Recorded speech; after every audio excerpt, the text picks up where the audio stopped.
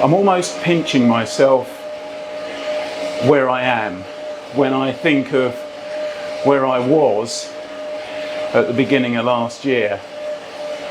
And if you'd have said to me, you know, July, August 2024, you're going to be getting ready for an Olympic, I'd have doubted you highly.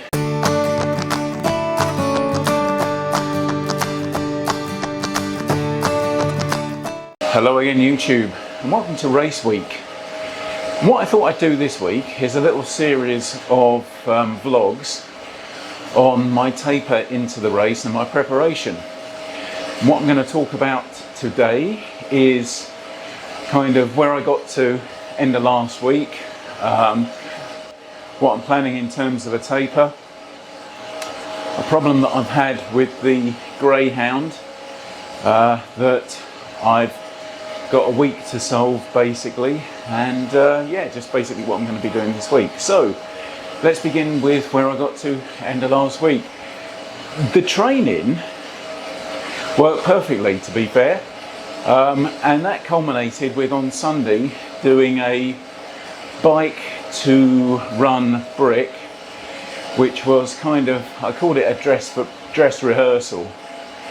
So what I did was took the greyhound out first thing Sunday morning, 55k with 522 meters of climbing, which is a good approximation for the bike course I'm going to be doing on Sunday.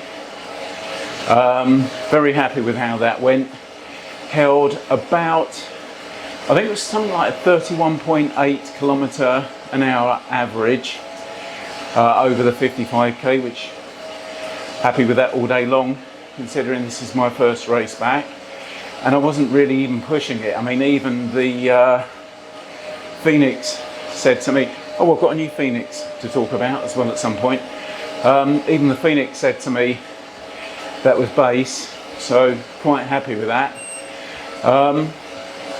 Got straight off the bike, went out into a 10k run, targeting sort of 6 minutes per kilometre. Yeah, very happy with how that went. So yesterday was just literally a recovery day. 30 minutes on the Watt bike on Zwift, 150 watts, so not very interesting at all. So throughout this week, I think the plan is that it's been so long since I raced, I've kind of forgotten how to taper.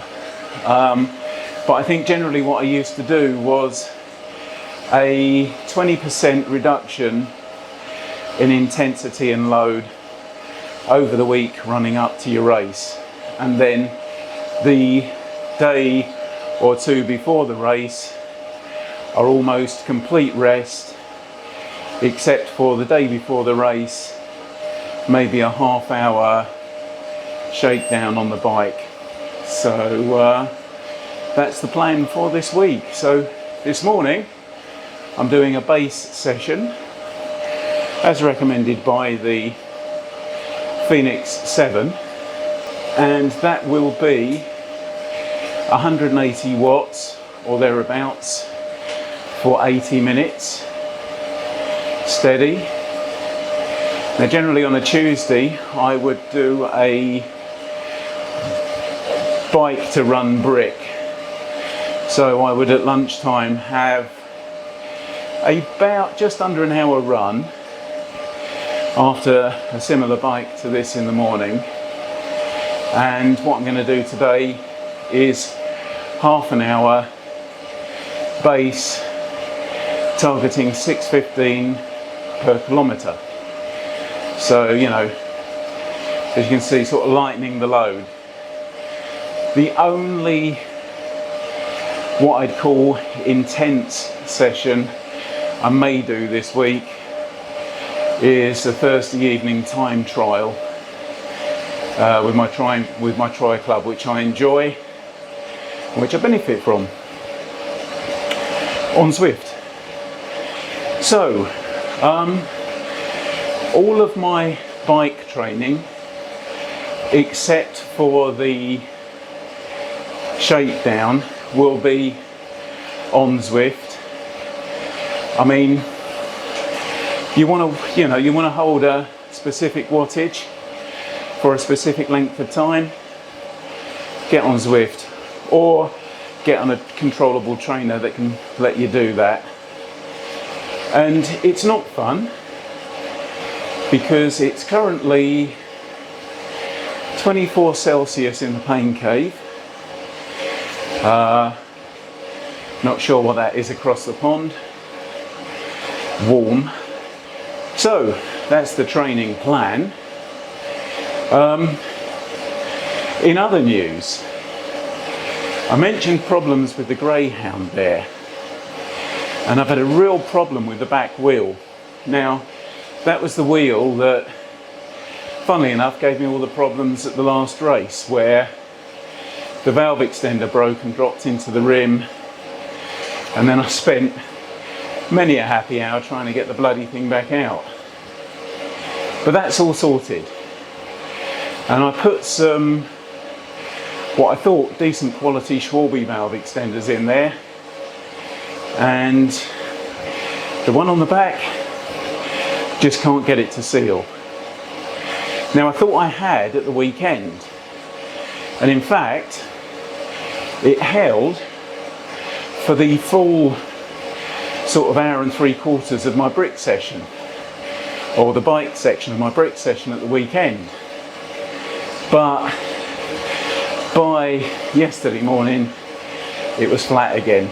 So I've tried a new tube, more PTFE tape, and even a new valve core, and we'll see where we go with that. It stayed up overnight, so I'm hopeful.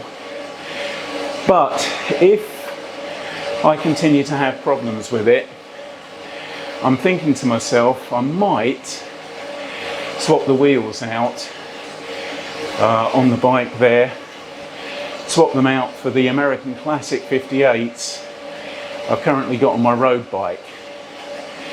And that would serve two purposes, or possibly three.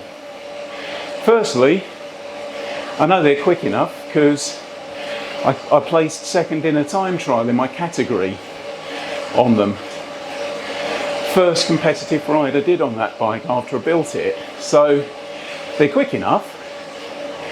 Also, they've got an alloy braking surface, so if the British weather does what the British weather does and it rains on Sunday halfway around the bike course, you haven't got any of the braking concerns you would have on a full carbon setup.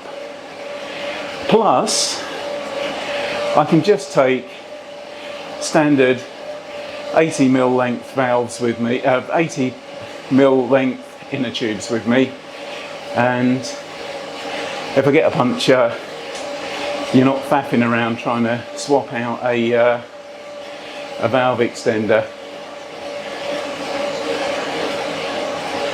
And I do wonder if that setup of that bike with the American Classic alloy rim wheels might actually become my triathlon setup, and the bike as it is, as you see there, remain my time trial setup.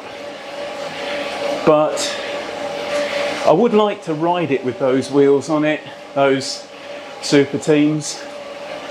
One, because they really are fast, and two, it just looks good, doesn't it?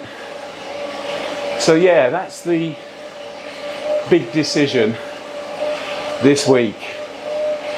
Do I go with those full carbons, provided I can get one to see the back one to seal up, or do I just say the finish is more important than the speed, especially in your first race back, and pop the American Classics on there What would you do? I don't know. Anyway, I hope this is interesting. From my perspective, I'm almost pinching myself where I am when I think of where I was at the beginning of last year. And if you'd have said to me, you know, July, August 2024, you're going to be getting ready for an Olympic, I'd have doubted you highly. But like the Ironman slogan says, anything is possible. Anyway, have a good week, YouTube. I'll be checking in a few times, and we'll see how we go.